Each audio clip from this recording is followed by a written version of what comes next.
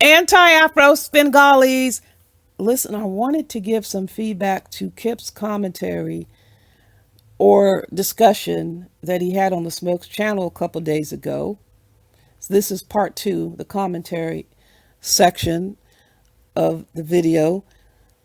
I thought it was quite asinine, outrageously ridiculous, and galling that these idiots who spent all this time, when I say idiots, I'm including the dude on probation, the probation officer, they've been running around these YouTube streets having the time of their life with a bunch of apologists and flunkies participating in all this garbage, all of these behaviors, all these actions targeting innocent people.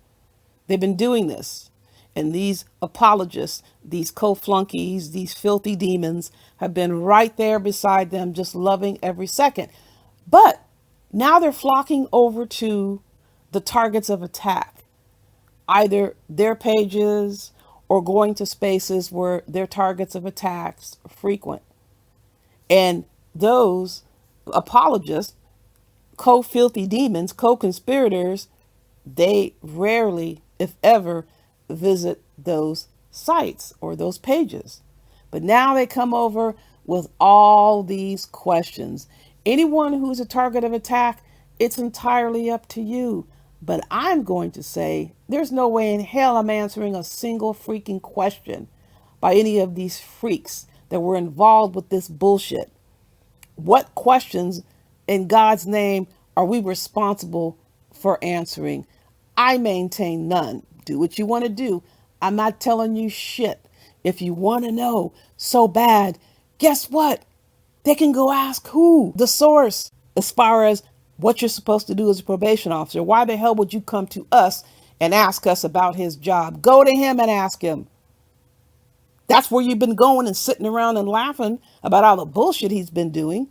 And then you want us to answer for one on probation. We're not on probation. Ask him to show you his probation conditions and he can discuss with you the questions that you have. Flunkies sent over to try to get information.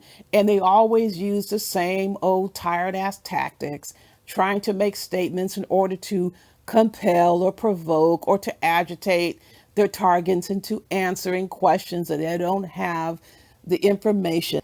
Find out who the supervising probation officer is, find out who the chain of command is, and then you can pose your questions to them. Listen to Kip's suggestion.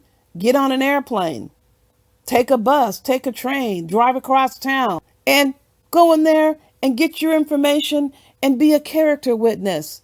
Yeah, be a character witness and be sure you're truthful about the nature of your interaction and relationship with these freaks. I'm only going to give information and have conversation with those in the decision-making capacity, and it's none of these freaks here on YouTube. You don't have any decision-making authority over anybody. I mean, how much sense does it make? You're on freaking probation. You got to be told what to do, what time to come home, who you can associate with, all this bullshit.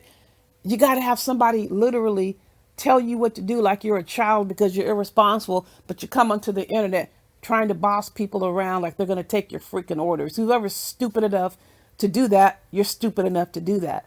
And I think back on what Photon had said, on what Breaking the Culture of Silence had said, how rabidly obsessive this Rage Pigs was when it came to concealing his identity. We know why he wanted to conceal his identity. And for the record, most people here in these YouTube streets, having your identity revealed doesn't mean anything. What would it mean? If it's just somebody knows your name, they know your name, but what have you been doing on YouTube and social media? That would be the issue. That's why you'd be afraid. Yes, there would be other issues, but the ones that I'm speaking about, they are more concerned, more than anything else, about us reaching out to the white man that makes decisions about their life, whether it's a job, whether it's a license, or whether it's a certificate, whether it's probation conditions, whatever it is. That's the concern. Because if they're not doing anything that would get them in trouble, why the hell would they care? Well, we learned the reasons why they would care. It was revealed in the job title. It was revealed by being on probation. That's the concern, not just the fact that somebody has their name. And if somebody were to call and give information and it's completely false, how the hell could they get in trouble for that? They can't get in trouble for that. They tried that with young Pharaoh when he was on probation for 5 years. Always calling and reporting. He never had a single violation in 5 years because it was bullshit. Same goes for AFW friends and supporters. There isn't one shred of content, nothing that anybody could say calling in or writing in and complaining about us. So it doesn't make any difference that you have where we get paid, contractors and employers. So they're not going to take any action against us. There's no action to take, but those who have engaged in these atrocities, who got the information from Mona, we know where the information came from. They are the ones who have something to worry about. And just like you have whoever it is filtering information to the masses, obviously have experience offline with these subjects and are highly motivated for them to get what should be coming to them. We've had those other situations before. People in the personal lives of those who are harassing us online always seem to find a way to contact us, to reach out to us. We don't need to go that far because we have enough information. We have actionable claims based specifically on the conduct of these subjects. There is no commensurate behavior or action on our part. And saying you're going to call people or do whatever, it's not going to stop us. It's not going to stop us from defending our rights when we have been targeted with these criminal offenses. You're not going to tell us, I'm going to call your job, I'm going to call your contractor, and we're going to say, okay, we're not going to make any more phone calls, we're not going to write any other letters. Nope. That's not going to happen. Guess who's going to have the biggest fallout? We'll have no fallout. They'll have the biggest fallout because they have engaged in the conduct. So if you got up here in these YouTube streets posting people's jobs, telling people to call people's jobs for absolutely nothing, you can't say shit when we get around to reporting you to your employer for your actionable conduct. And true to form, what do they do, or what have they done? They snatch down all these videos and live streams. Well, you can snatch down whatever you want. We got your 30-minute rants, we got your 45-minute rants, and all of the very graphic, offensive, discriminatory attacks against protected groups.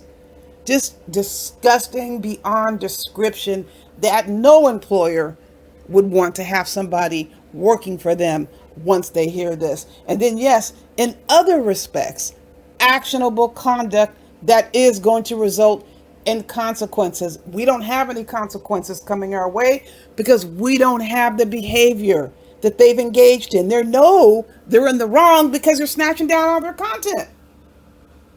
If you're not concerned, if you know you didn't do anything that violates any regulations or rules or laws, you would keep the content up.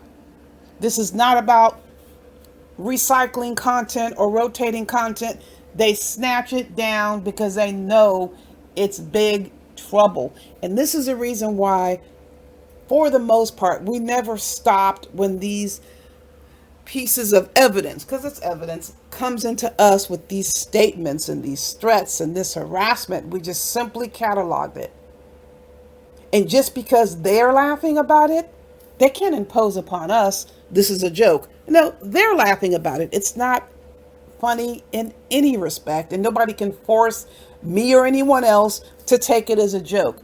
I don't accept it as a joke. They know good and damn well it's not a joke. I'm not participating in this shit. I consider it to be exactly what it is in all of the categories that are applicable, every single one of them unlawful. I also wanted to address the statement that Kip made. He said that all of us were in a stranglehold, or they had us all in a stranglehold. Everybody is entitled to the perception. I was not aware that anybody felt like that. If you felt you were in a stranglehold, you have relief now. So isn't that a great feeling? I always felt just the opposite. They were putting themselves in a stranglehold as they continue to escalate, as they continue to engage in certain behaviors. as they continue to be more and more reckless, thinking that they were safe and nobody would ever find out who they were. They strangled themselves. Isn't it great relief now? Knowing that you have recourse. You have recourse, and there's nothing anyone can do to you for filing or leveling a complaint that's factual. You can't be held responsible in any way or liable in any way if you are making a good faith report that is truthful. You can get in a whole lot of trouble lying on people, like Carrie Ann loves to do. Loves to run around, make up stories about black men doing whatever they're doing to children. Lying is always going to do you in more ways than one. And we've seen that play out so many times. The point of frustration for these filthy demons is they have no commensurate behavior that they can offer up and to say, well, this is why I did this, is because they did this to us. They are the aggressors. Who wants to run around here pretending that everybody else is stupid? We don't know what you're trying to do, trying to see what information we have. Go straight to the source and you will get the information you're looking for. It's not going to come from me. Okay, so the other area I wanted to cover was a comment that Kit made about they. Whatever they decide, I'll accept. Like the process that they use. That would be something he would accept with respect to these two subjects here. I would say it would depend on who they is. Because in one instance, it would not be a they.